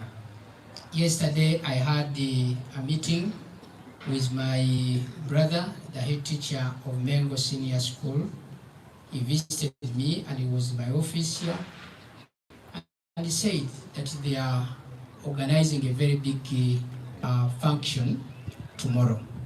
He gave me the details and he invited me as a person and in company of my team. But he requested that he would be here and also takes the opportunity of officially inviting you. And then I reported to him that until I get the mandate from the chief guest and the area supervisor, of which they have granted today. Apparently, allow me now invite the head of delegation. She'll give the introduction and she'll give the big picture. She'll paint us the picture and then we'll listen. But my request is that after painting it, I think we'll need to really give them a very good support, depending on how you have taken and perceived it. At this point, I invite you to introduce yourself and deliver the message of the head teacher to the fellow head teachers here. Thank you very much. And introduce the team you moved with. Thank you, head teacher. Our chief guest, I request that I stand here so everyone will see me. Our chief guest, officials from Uneb, host head teacher, dear head teachers, colleagues, friends from police, good afternoon. We are honored to be here and like the head teacher said, we are from Mengo Senior School and we gladly bring you greetings from our own Dr. Grace Nantaja Sebanachita, our head teacher. This year, Mengo Senior School celebrates 130 years of existence. Yes, to us, it's no mean feat 130 years of existence indeed is a blessing from the Lord. And I am here with this team. This is Mr. Setuba Edward William, our Carriers Master, and Mr. Kalite George, our Procurement Officer. I am Bua Glorious, myself, a Deputy Head Teacher. Naye olwekisa kya Yesu nebino mbikola mukama yebazibwe. Tomorrow, as we celebrate 130 years of Mango Senior School, we will be having a Tumbler Mango Run starting at exactly 6 a.m. Now, why the Tumbler Mango Run? This year, as school and led by our head teacher, we felt that we could embark on the construction of a dining hall. At least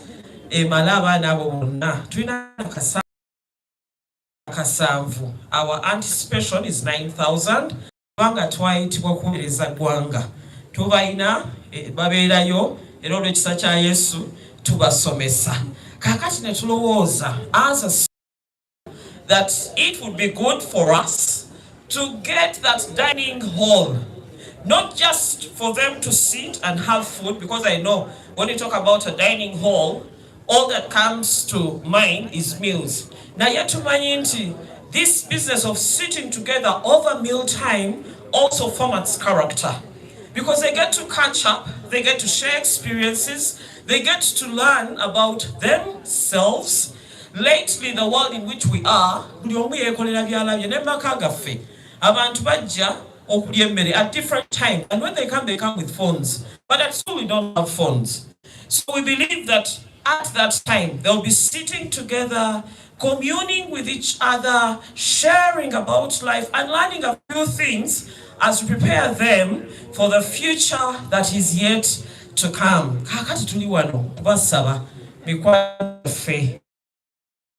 This business, we have come with run kits. Each one of them is 25k mitwalo ebiri n'ekitundu nga tukkiriza nti abakulu b'amasomero ojja kutwalayo akako, otwala akamulirwana, otwala aka deputy wo, otwala aka games master, otwala aka neighbor. Kwegamba tuzimbe Mengo at 130 years nga tugizimba ffenna. Nzikiriza wonna watutunula waliwo omwana wa Mengo oba omukulu gwa Mengo Senior School, kubanga ekyamazima otufulumya bangi. Kakati tubasaba mikwano gyaffe muyimirire naffe mu nsonga eno. Kits ziri wano kwebiri kitundu. You get a kit, you get a bottle or run bottle, you also get the bag. Era nga mwami Setuba bwabirina wano head teachers agambye nti akambale mulabe bwafaanana. Tulina sizes zonna. Don't worry about the size. When the time is ripe, you will get yourself your own kit. And please come, let's run together tomorrow as we build Mango Senior School. As she was doing the explanation, I just remembered that yes, another season has come. May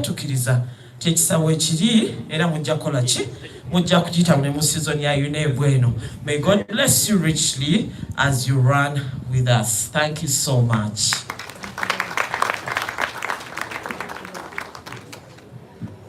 Thank you very much for that presentation. Ladies and gentlemen, these people, they are good. For purposes of accountability, they moved with the receipt books. So that when you give out your 25,000, they issue a receipt and you tell anybody concerned, I bought this.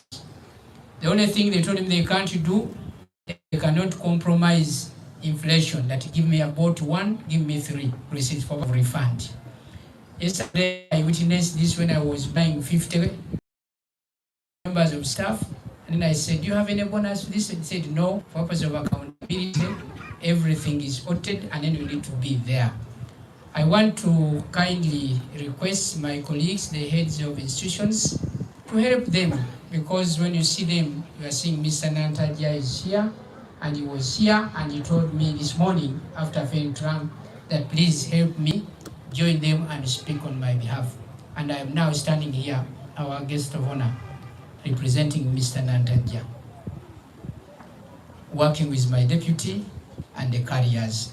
DJ, give me that song that takes us to heaven.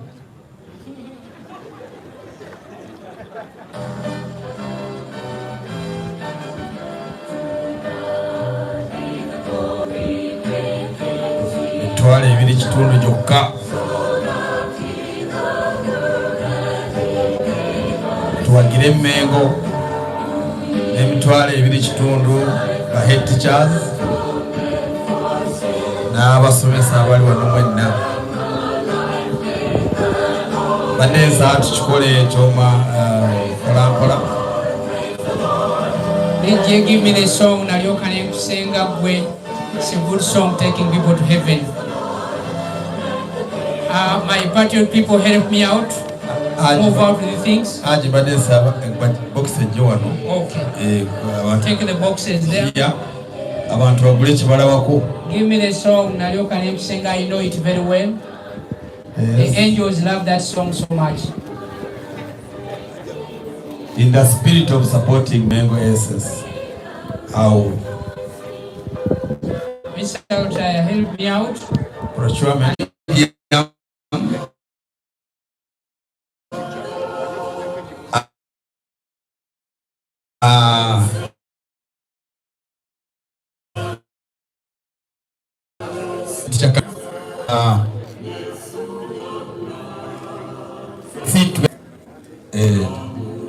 mukamwirita wano teacher wa seed kakasanga sabuze tomukulu ali musomesa wa biology Mengo report bagirese wano Mr. Kagora tuguliddeyo omutyozi gumu muguleta ogwa medium or large leta medium wa Mr. Kagora wano.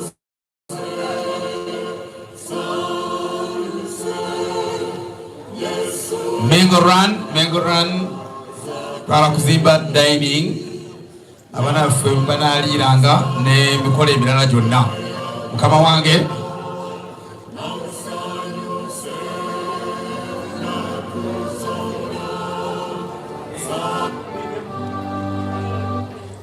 St. Mbuga Vocational. And you clap the chief guest. I've seen how opening the wallet. Yeah. St. Mbuga Vocational aletayo omujozi gumu ogwa medium wano ku table. Omujozi gumu ogwa medium wano Mr. Lazarus. Yes. Ye nomukulu St. Mbuga Vocational atuguzeyo omujozi gumu. Tujja kufuna receipt wali ya St. Mbuga. Let us use schools. Receipt wandikeko masomero St. Mbuga Vocational aguzeyo gumu. Ladies and gentlemen,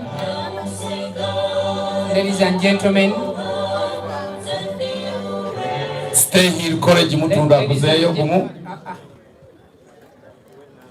Ladies and gentlemen, you'll allow me intervene a bit. Our food is ready, and this is a saving on the account from the heaven. This will not bar us from having the prayer, the closing prayer, so that the session is closed, and we pray for the food, and somebody can have the food, can be served, and thereafter he gets the energy to bring the money, because this is an ongoing process. We can do both at the same time. How do you see this? Now, since we have the chief guest here, through her and to the area supervisor, we request that you close this session, and then they pray for our food, and our ushers will guide you on picking food, so that we don't have very long lines as this exercise also goes on. That is when the MC, for him will not be on the line. We'll be reminding you and making mention been able to buy the items. Mengo, we are with you and we are supporting you and we shall support you. Area supervisor, sir, back to you for a closure. And then we have 2 items concurrently handled.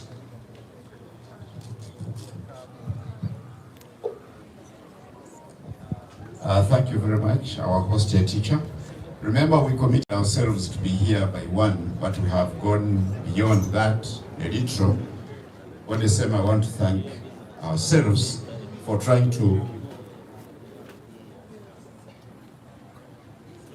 keep that time. My job now is very simple. One is to remind all those from Katwe and have not picked their briefing notes. Please see my assistant if you have not yet picked the briefing books. Then there is a registration sheet which you have not yet received at the registration desk. Please, if you have it somewhere, make sure it is returned here for proper record.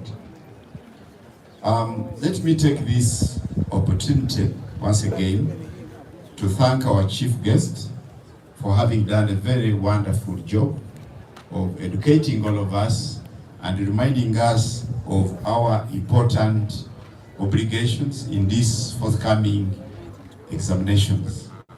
I want also to thank very much our host and teacher. I think there is an English word I was trying to look for, magnanimous. I think we know that word. You check in the dictionary, I think that's the right word. I was trying to look for it. He's a magnanimous man. If you want a description of that kind of person, he's Haji. So I want to thank you very much for the good you have done for us, for hosting us, for arranging all this wonderful environment, for keeping us very fresh, the food that you have prepared. Although he said that, you see, Uneb has paid everything. We haven't paid everything. He has also touched the pocket. You just being that's a courtesy. So I want to thank you a lot. The other problem we are creating is that we shall come back because the hospitality is so good. I want to thank the head teachers who have mobilized their staff to come here to attend to this very important briefing, and also the rest of us who have come to hear for ourselves.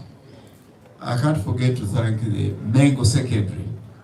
You know, when I said the Mengo Secondary, Regan came here and whispered, even Kitebi. Then I reminded him, it's Kitebi Senior Secondary. Mengo is second. Yeah, the only other secondary school is Nyakasura. I mean secondary school is Nyakasura. I mean senior school, yes, is Nyakasura. These are the only 2 we have in this country. So they are special in a way. So I want to thank you for coming to join us, and also for seeing that there's something we can contribute. Otherwise, you wouldn't have spared time to come here. Please, as we go, let us prepare our schools, our centers. Let us check whether we have enough furniture. I wouldn't expect on the first day to come to your school and I find you are still carrying furniture to the examination rooms.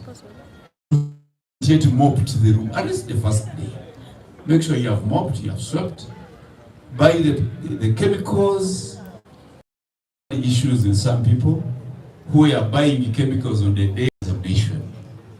Make sure you have done all of this. Preparedness. That will contribute a lot to the smooth running of examinations. With those, I want to declare this. Can I declare closed?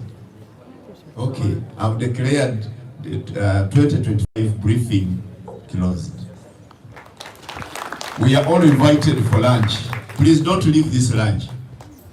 Somebody has prepared it for us. Then we want to get somebody whose heart has been touched by the Holy Spirit to pray to thank God for this briefing and also to pray for the food. I have one. Okay. Aj Katumba, you are going to do that for us. This being a Friday, and let Aj pray for us. Bismillahirrahmanirrahim. In the name of God, the most gracious, the most merciful, you alone do we worship and seek for help. All praises are to you. We first of all thank you for the gift of life that you have given us, including gathering here for this wonderful meeting and briefing. Almighty God, we thank you for the guest of honor in the names of grace, specifically for the nice presentations she has made to this gathering. Reward her abundantly. We cannot forget to thank the host head teacher, the team leader, and his management team, who has been described as the more glorious man. Reward him abundantly for hosting us here and making us happy while at his station. Almighty God, we thank you for the words of wisdom, deliberations, discussions, and give us more knowledge, wisdom, and ability to manage the forthcoming UACE, UCE.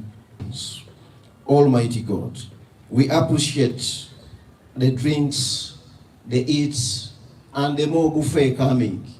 Let it give us more knowledge, ability. Oh God, we still pray for journey masses back to our stations. We cannot forget to say, Almighty God, forgive us our intended mistake and non-intended mistake while in this gathering. I pray all this for God and my country. Amen. Dr. Fry Katumba, thank you very much. So you have praised the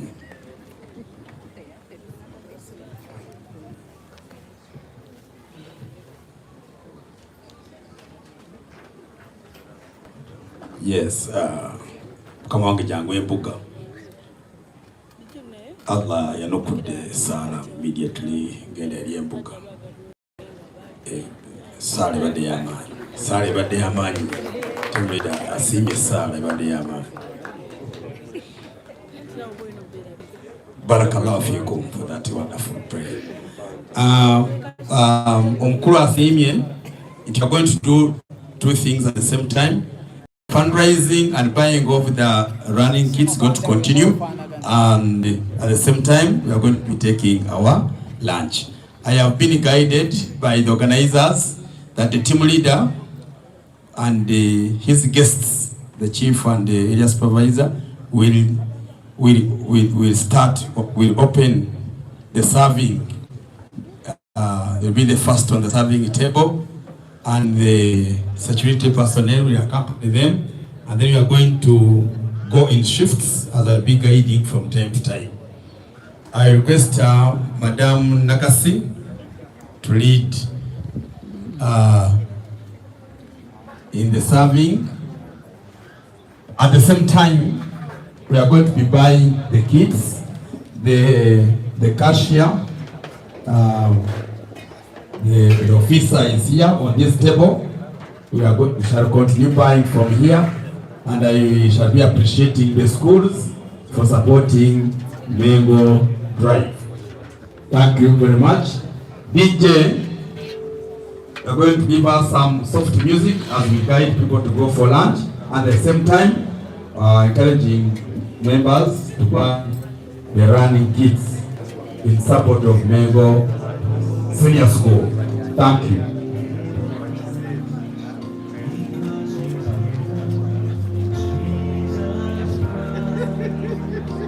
Madam Nakasi will be coming here, and Madam Jackie, shifting people.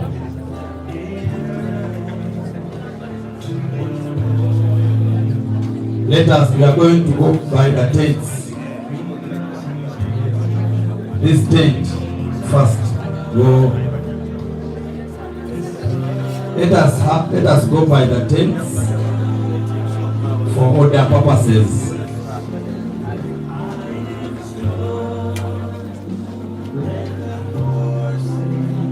As we continue to support Mengo, make sure to deliver people who have big interest and they buy. Thank you very much. Kawepere College is buying kit. Kawepere College has supported Mengo. Thank you.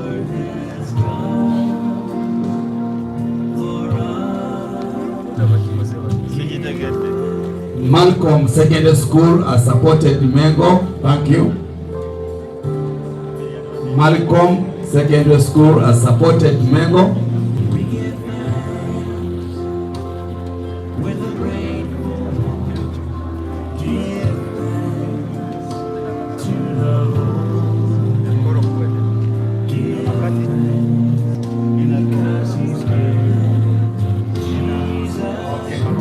Yes, Kansanga City School has also bought more too. They first bought two, now they have added more too through the deputy Kansanga and another officer from Kansanga City. They have bought two. The drive is going on. So we are supporting Mengo, build Mengo.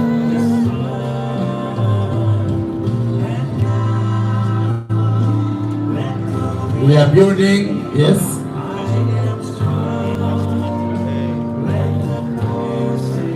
Vision College, Chikadjo, SS.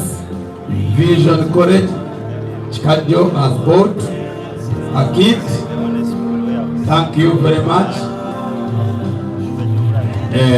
And I requested that the accountant use the names of the schools. Yes.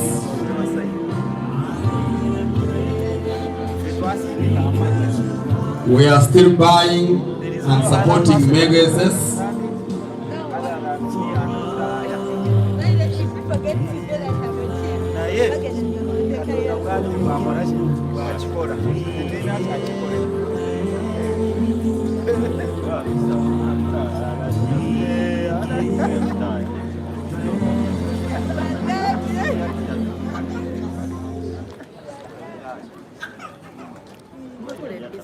Anti nze ngenda kujjako kabi.